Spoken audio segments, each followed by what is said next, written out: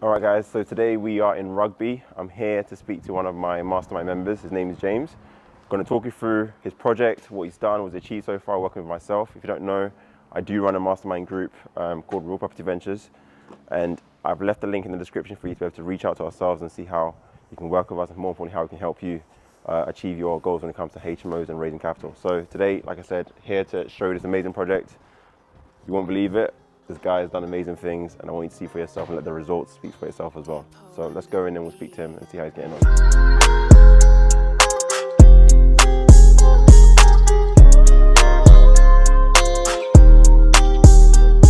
Hey guys, we're inside a property, and this is James. James, I want to have a quick intro to kind of tell us about yourself, your background, who you are, Sure. and then we'll kind of go from there. Yeah, so I joined the mastermind about 9 months ago now. We've done 2 projects now, well, one that we didn't go through in the end, but this is the first full development. I've done property investment background. I went to uni, studied development, and then moved on to working in agency now. I work in Marylebone in London, dealing with residential blocks to development stock, anything along those lines. And now this is the first one myself. No, good. And obviously coming from a property background, studying property, some might argue, why didn't you just kind of do it yourself, figure it yourself? Why get educated, why invest yourself? Yeah, no, I wish it was that easy. It was a case of probably follow the same issue that most young teenagers do. You want the direction, but it's just having that guidance. And I thought if I can just get my master's in, at least I've got a base no matter what. Even if I have to do a 5-year cycle before I get the job out of the way to move on to my own setup.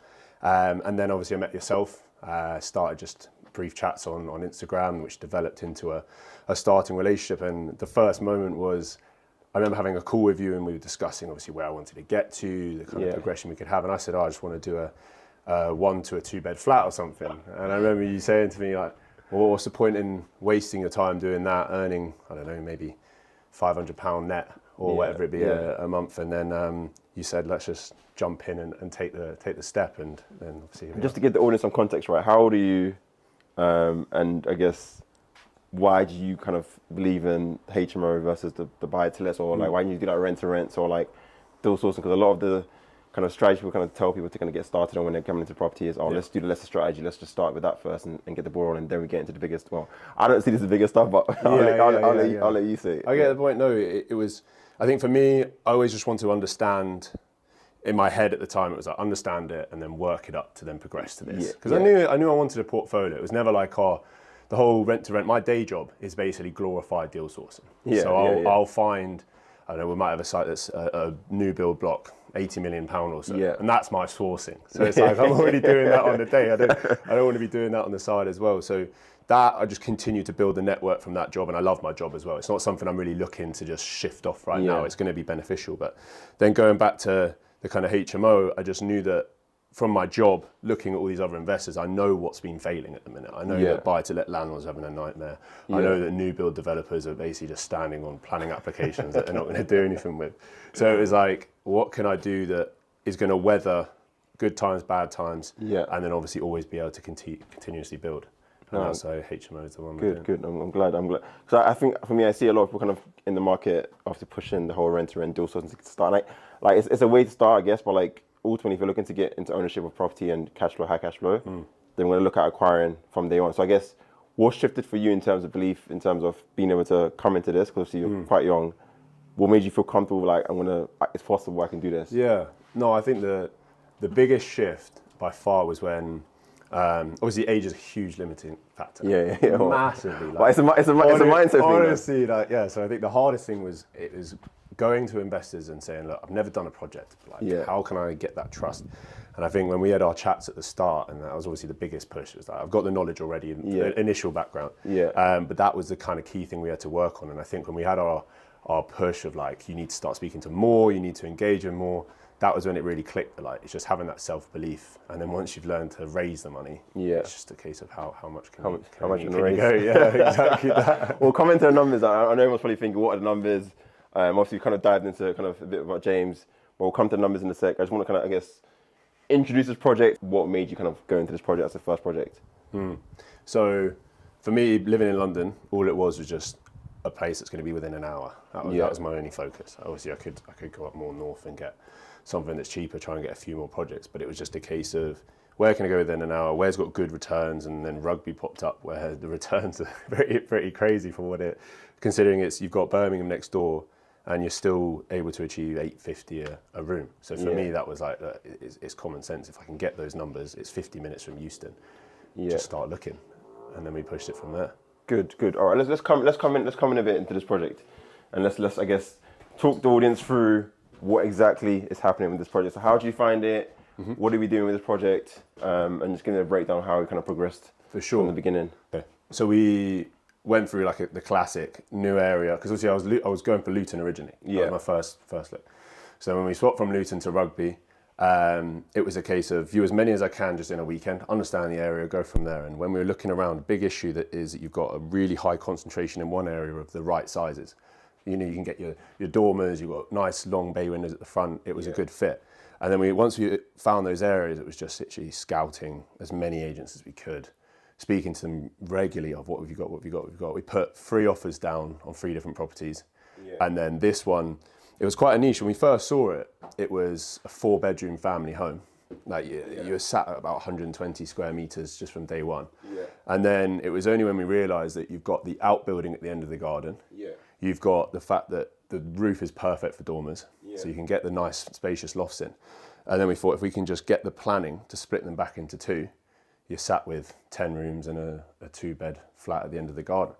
So obviously the numbers there from a 4-bed to a 12-bed is not bad. No, good. I guess knowledge-wise, how did you feel comfortable coming into this? Like, what made you have the confidence to come into something quite large scale? Kind of first. It was a lot of pressure, because obviously we've got 3 different planning applications.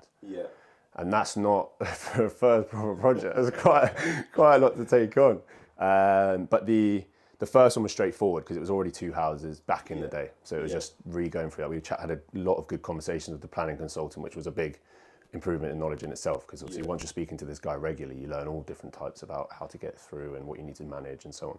So doing that, I think jumping in with this size project, as much as it's been really hard even to get over the line. Like going from no experience to having a site where you're going for 12 rooms, the purchase price obviously a lot higher than we initially planned, and then the build is massively higher than we initially planned. Not in terms of like we've gone over, but just in terms of other projects that we would have done. All those different pressures, as though this one's going to be a bugger to get done, the knowledge we'll have on the back end, obviously the kind of sky's the limit from there to see what we're doing. No, good. All right, I want to kind of, I guess, talk about what's happening on site, right? So I know we're kind of in the, I don't know what this part of the house is, but like, if maybe we walk around and kind of show the actual house, what's happening, how we split the house into 2. So obviously this, I guess you can talk us through. So this was all the old living room. So all this around here, going around into the dining area, which would be the other side. They're identically mirrored, these houses. So you've just got 2 exactly replicated 5 beds. And in here you had large timber frame going across the roof, which we actually had to take out to do the split. And in doing that, we then went on the tumble to ripping out all the floors, completely gutting it. It was literally a TARDIS. It's gone from being this fairly sizable house as it is, but suddenly just massive. And the only reason we did that is the timber framing just would not be able to sustain 5 en suites in each and so on. It would have just not.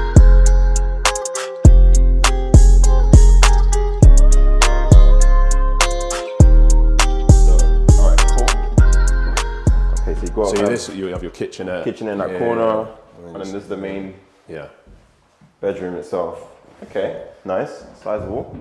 Yeah, so the big change we had is when we first looked at this, when we were working with our architect, we initially thought let's have 2 6-beds. Did all the plans. I mean, the plans looked all right, but you're left with 1 or 2 rooms with about 7-8 square meters. It's too small. It's just tiny. And you think here, you're dealing with 13 here. And this, I mean, it's big, but you imagine shrinking that down to 7. It's not. So we actually cut a room out of each to make it the 2 5s, and obviously then every single one is a studio. So you'd have the kitchenettes are going to go there, all self-contained, and then you've got your en suites in every room. Nice. So how many kitchenettes across the 2?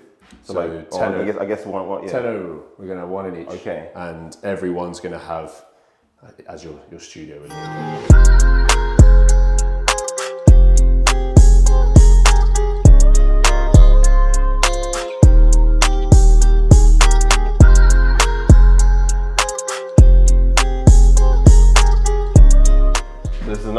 studio room. Second on the first floor. Make sure I don't get right on the top of it. So upstairs we've got the lofts in both, which are our biggest studio rooms. Okay. So massively trying to push the rents on these. What rents are you looking to achieve on these rooms? So you can get anywhere from $850 to $900 on the studio. Okay. So obviously very spacious. You've got your nice overlook lighting. So kitchenette, I'm guessing on this side, Velux, you can put a sofa down if you wanted to. Yeah, so we beds on this side. We actually shuffled this around quite a bit. Yeah. Because at first we were thinking, with these, it might be a case of just put the bed, kind of tuck it away. And then when we kind of mapped it all out, we were like, it's just not going to work. Yeah. And then if you think about it, the kitchenette here, it kind of fits perfectly. If you just stood there, got everything lined up, your fridge is going to be there. Yeah. And then we're going to put some storage space in those two areas. Because here, it's worth putting a good corner cupboard. Yeah, you could. Just shove everything. Yeah. And then obviously we've got the en-suites again. And this one's sizable as well compared to the others. The loft one's obviously got more space, so you can. But I always argue like, they max are going to spend in that space is like 20, 30 minutes, right? Exactly. And they would value the space more in the room versus actually it being an ensuite. So you can offer a larger ensuite, but for me, more time, like there's no real value add by having larger ensuites. I'd rather just create a bigger room for them. Now, good, obviously spotlights as well. Spotlights in all of them. In all of them. We are actually going to have, if we look just around here, this is where the bed's going to be. So we're going to have the bed here. We're going to have two lights here. We're going to try and have the pendants coming down, and then obviously your side drawers either side. Okay, nice.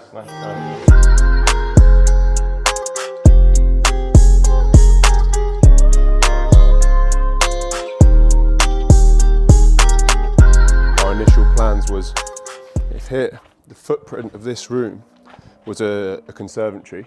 Yeah. And obviously with a conservatory, you don't have the right foundations to be able to turn it into livable accommodation. Space, yeah. So we and ahed for a while about, are we just going to keep the footprint, or are we going to think about doing the same as that side with the neighbouring extension? property, yeah. And we decided that we were going to have to go back for a pre-app and get it resolved. It did delay us. We've been waiting for the last 2 weeks to even touch these. Yeah. Because obviously building control would need to see it in and everything like that. And then as soon as we got it, it was gung-ho. As you can see, we ripped it out and here we are. Nice. All right, so I guess pretty much this side of the house is pretty much a copy and paste. We can quickly scan through the house, I guess, but just give people context of what's happening here as well. But I would like to think it's literally a flip of this, Exactly. a mirror of the other side. It's literally half a metre difference in some rooms, if that. Okay. But yeah, I'll show you. Let's go have a look. So in terms of timing then, how long are we kind of envisioning kind of completion? Like how long we've been on this project so far? But we're looking at trying to get the whole thing done with the delay in 5 months. So what does that take us That's to? the HMOs, not the outlet. Yeah. So where is that month-wise? Is that November? So we purchased it in start of June. So yeah. Yeah, okay. No, that's good. I think it's 5 months. I always kind of, I would say that's arguably even quick, because a single house on a 5-bed might have taken maybe 12 weeks. Yeah. So it's 2 of these, right? So 10 beds, which is still quite impressive to kind of hit. Yeah, So I think because it's just a replica. Yeah. Obviously the build team's been fantastic. They've just pumped in all the resources. The guys have been on site from 9 till 5 most days. Saturdays they work it as well. It's been absolutely gone home. Georgie said it himself. He was saying it's one of the fastest rip-outs they've done. Literally, they were in and out. I came in. I was planning on getting some content just of the original house. And I was going to rock up the day after purchase. Oh no, it was gone. The house was gone. Honestly, there was no recognition whatsoever. They ripped it all out. And after that, it was just full steam ahead. And it was just a shame that they had to slow down for that. For the rear bit, which is fine. They'll catch back up. Now that everything's good to go now, they got full steam ahead to get the rest of the house done. All right, let's quickly see the rest. For sure. Then we'll do the numbers.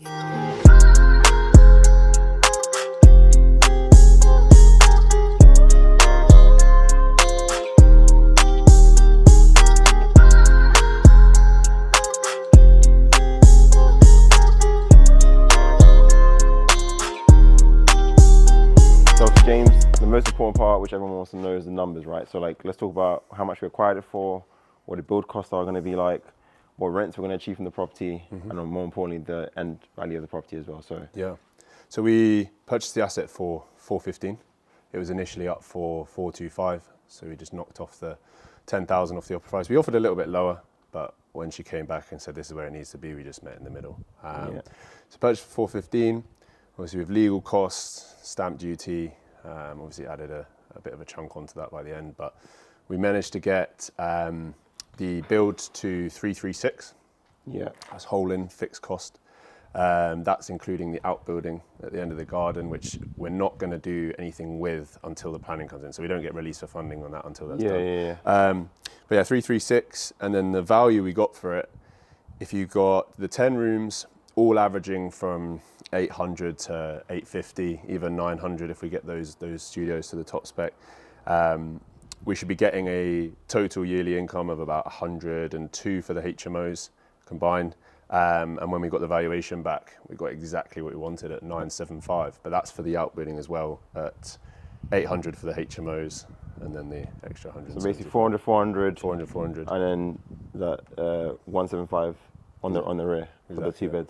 Amazing. No, so I guess people might be listening to this and thinking, how the hell you managed to pull this off? So the money side of things, like how have you found the money? Where'd you get the money? How'd you get the money to do something like this? So yeah, talk us through that. Yeah, so it was a case of, I think the biggest shift was when we actually had the project. Once we've had the offer accepted and we can start documenting it, people just showed interest. We weren't just a nobody trying to find some money, lend us some money for nothing. It didn't really make sense. But once we actually had the asset, it was a bit more straightforward. It gave us a talking point.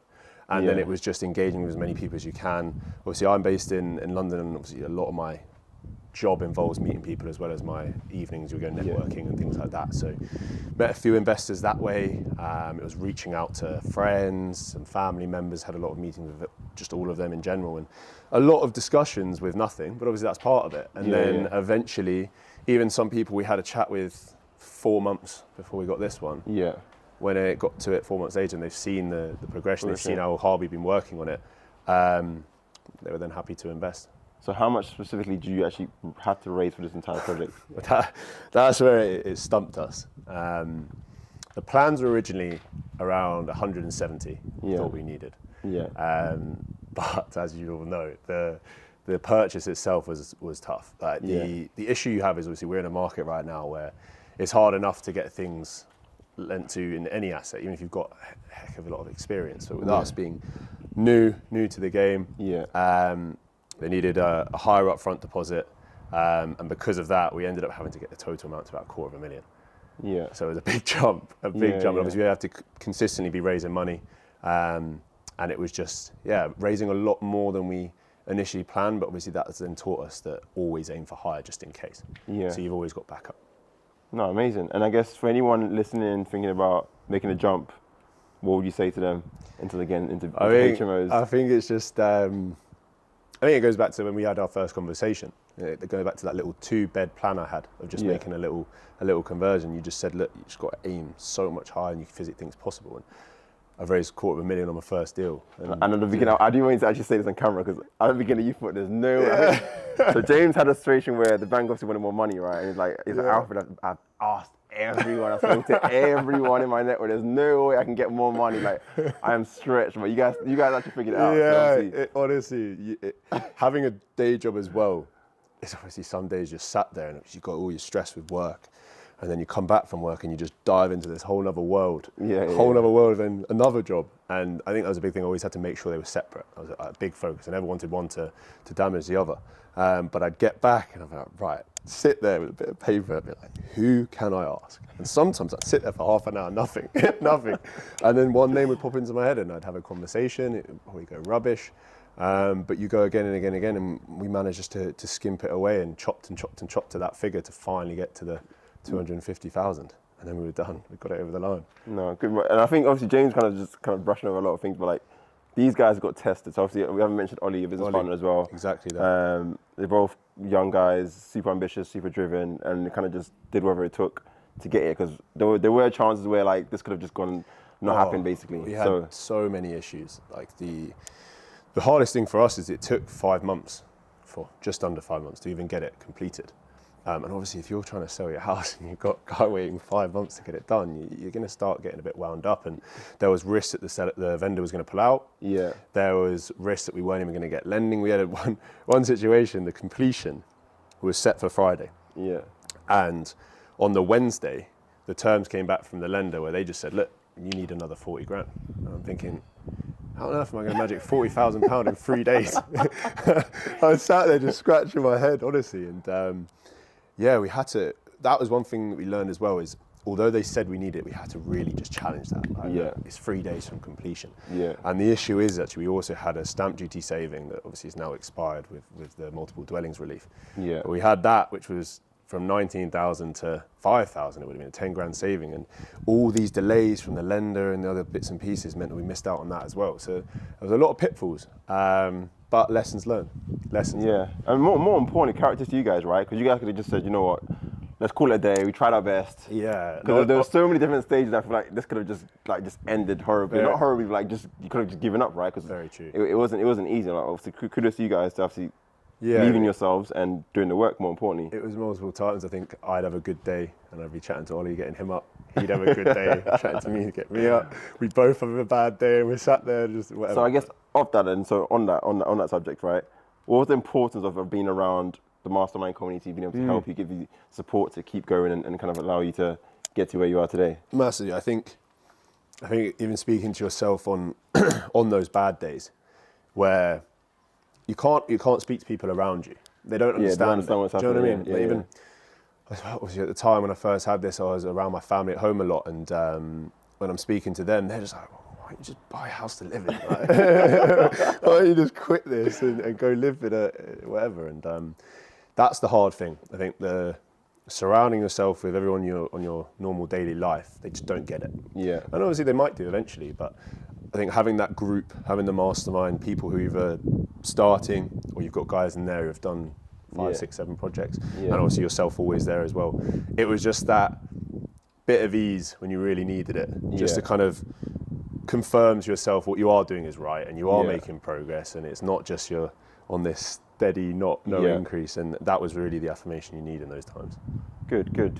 Well, guys, I hope you got a lot of value from this and obviously got to hear James' perspective of obviously being part of us, the mastermind group. Like I said, I've dropped a link in the description for you to be able to reach out to myself, the team, to see how we can help you get started on doing HMOs as well. So, guys, that's it for now, and we'll see you in the next video. Take care.